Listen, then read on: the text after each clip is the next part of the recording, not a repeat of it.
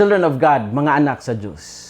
Karong adlaw mao ang kapistahan ni Saint Rita of Cassia. Si Saint Rita of Cassia nailhan sa simbahan isip Saint of Impossible Cases and Difficult Situations. Natao si Santa Rita sa Italy niadtong 1381 ug sukad pa sa iyang pagkabata aduna siya dakong tinguha nga mahimo nga usa ka madre. Apan gipugos siya sa iyang mga ginikanan nga magminyo ug ang iyang bana nailhan nga kana ganing putong o bayolente. Usa ka fun fact mahitungod kaniya mao nga bisan lisod ang iyang kinabuhi, nagpabilin si Dia nga matinud-anon sa Dios. Ang iyang bana giambush, gidunggab hangtod namatay sa namatay ug ang nagpatay nini mao ang kaatbang niya nga paksyon sa politika o iyang mga kaaway samtang nipauli gikan sa trabaho usa ka gabi. Og human namatay ang iyang bana og namatay usab ang iyang duha ka anak, misulod siya sa kumbento sa mga Agustinians.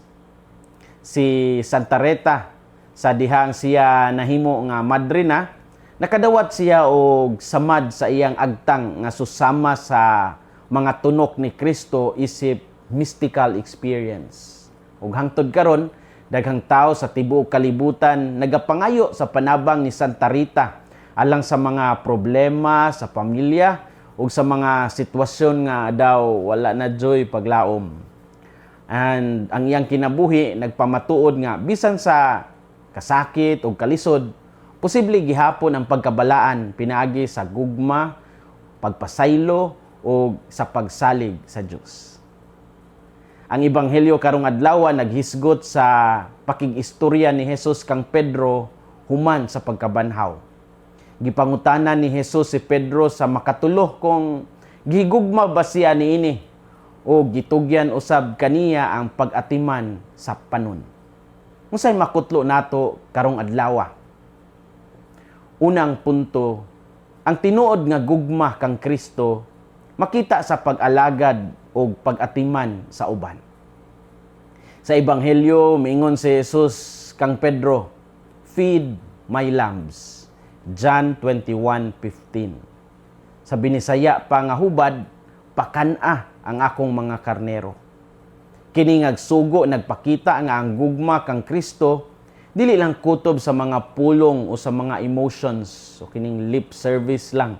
Ang tao nga tinuod nga nahigugma sa Ginoo mahimong andam sa pag-alagad o pag-atiman sa uban.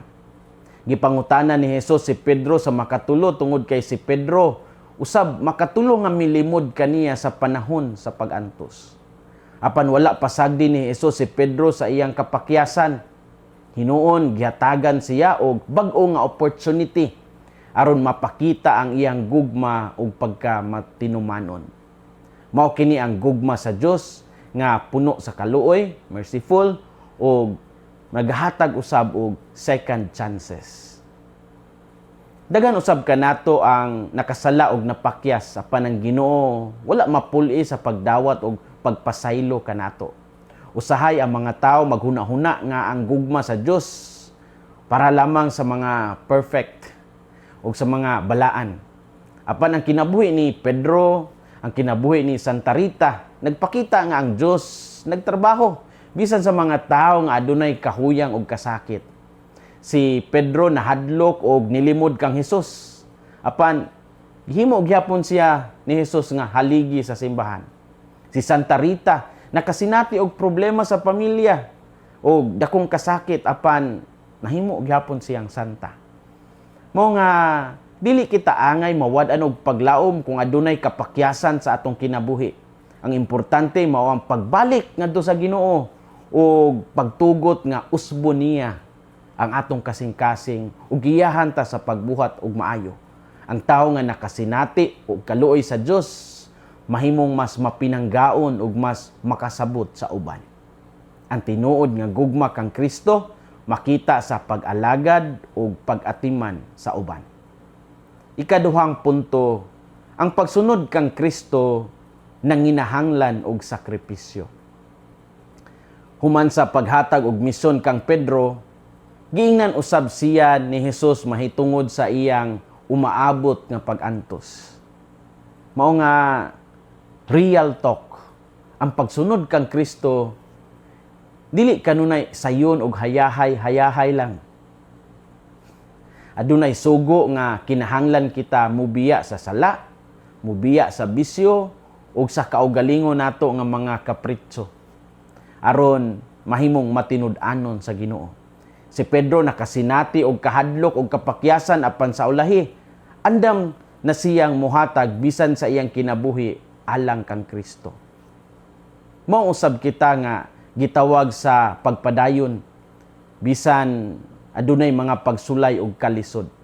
Ang tinuod nga pagtuo makita gyud sa pagka matinumanon bisan lisod ang dalan. Daghang tao karon gusto mosunod kang Kristo basta walay sakripisyo o walay problema. Gusto nato nga natay kalinaw og mga blessings apan usahay dili ta ganahan nga naay krus ug pag-antos. Apan si Jesus wala magtago nga adunay kalisod ang pagsunod kaniya. Si Saint Rita usa ka example sa tawo nga nagpabilin nga matinud-anon bisan daghan siyang kasakit sa iyang kinabuhi. Wala sidya mipili sa pagdumot og panimalos bisan nasakitan siya sa iyang bana ug sa trahedya sa iyang pamilya. Hinuon iyang gipili ang pagpasaylo ug ang pag-ampo. Usahay adunay mga pagsulay nga makapaluya sa atong pagtuo. Adunay problema sa pamilya, kana makasinati og sakit, makasinati og mga failures og daghan nga mga lisod nga mga agian sa kinabuhi. Apan wala gililong ni Jesus nga naay pag-antos. Siya mismo miagi sa krus og kasakit aron maluwas ta. Kung kita mosalig kaniya mahimong adunay kahulugan ang atong mga pag-antos. Daghang santos ang nahimong balaan dili tungod kay sayon ang ilang kinabuhi kundi dili tungod kay nagpabilin silang matinud-anon bisan sa mga unos sa ilang kinabuhi. Mao nga kinahanglan dili ta mawad-an og paglaom kung naay pagsulay nga moabot. Ang pagsunod kang Kristo nanginahanglan og sakripisyo. Story time. Nainangutanan nako sa kadlaw kung si Saint Peter ba kuno Katoliko. Nagpangutana siya tungod kay usahay adunay mga tawo nga moingon nga wala pa kunoy Katolikong simbahan sa panahon ni Pedro. Apan sa kasaysayan ug tradisyon sa simbahan makita nato nga si Pedro mao ang apostol nga gihatagan ni Jesus og espesyal nga papel isip leader sa simbahan. Si Jesus niingon, "You are Peter, and upon this rock I will build my church." Matthew 16:18. Sa binisaya nga hubad, ikaw si Pedro, ug ibabaw ining bato, tukuron ko ang akong simbahan. Ang pulong nga Catholic gikan sa Greek nga Catholicos nga nagpasabot universal. Ang pulong nga Katoliko nagikan sa Griego nga pulong nga Catholicos. Ang pulong nga Katoliko naturalmente dili makita sa English nga mga hubad sa Bible tungod kay ang termino mismo gikan sa pinulungan nga Griego, Greek.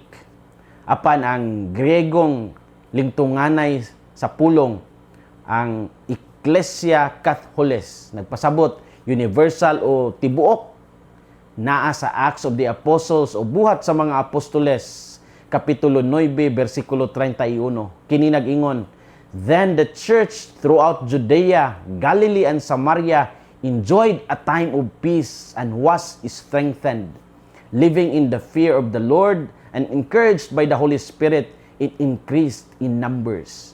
Acts 9:31. Sa binisaya nga hubad kini nag-ingon, unya ang simbahan sa tibuok Judea, Galilea ug Samaria nakatagamtam og kalinaw ug nalig-on. Sila nagpuyo nga may kahadlok sa Ginoo ug dinasig sa Espiritu Santo sila midaghan. Ecclesia Catholicos. Kini nga bersikulo sumpay sa dramatic nga asoy sa pagkakabig ni Saulo sa dalan paingon sa Damasco uban sa misunod nga mga ministeryo sa mga apostoles. Ug tungod kay si Saulo nga sa ulahi nahimong Apostol Pablo, mihunong man sa pagpangluto sa simbahan ug misugod sa pagsangyaw sa ebanghelyo ang komunidad. Nakasinati og pahulay gikan sa ilang pagtago-tago ug mao nga sila for a while nakatukod og lig-on nga pundasyon. Kini nga komunidad sa mga magtotoo nga mao ang komunidad sa Judea, Galilea ug Samaria gitawag og Ecclesia Catholicos, Catholic Church. Dili INC 1914, dili dating daan 1980, dili born again movement, Ecclesia Catholicos, simbahang Katoliko. So si Pedro Katoliko ba? Yes. Mao nga kon naimang utana kung Katoliko ba si Pedro, ang tubag mao nga siya mismo usa sa pundasyon sa Katolikong simbahan nga gitukod ni Kristo. Children of God, mga anak sa Diyos, ang pag-alagad nga gihisgutan ni Jesus dili limitado sa mga pari o mga madre lamang. Kitang tanan gitawag sa pag-atiman sa usag-usa, sulod sa pamilya, sa simbahan, sa komunidad.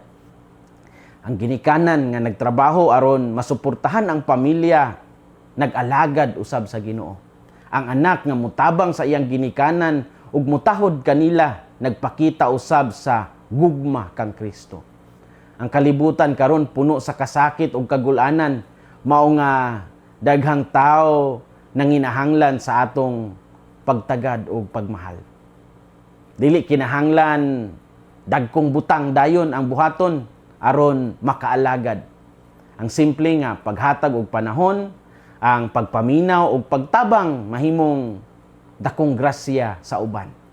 Mao nga kinahanglan mangutana kita matag adlaw kun giunsa nato pagpakita ang atong gugma kang Kristo pinaagi sa atong pagtratar sa uban.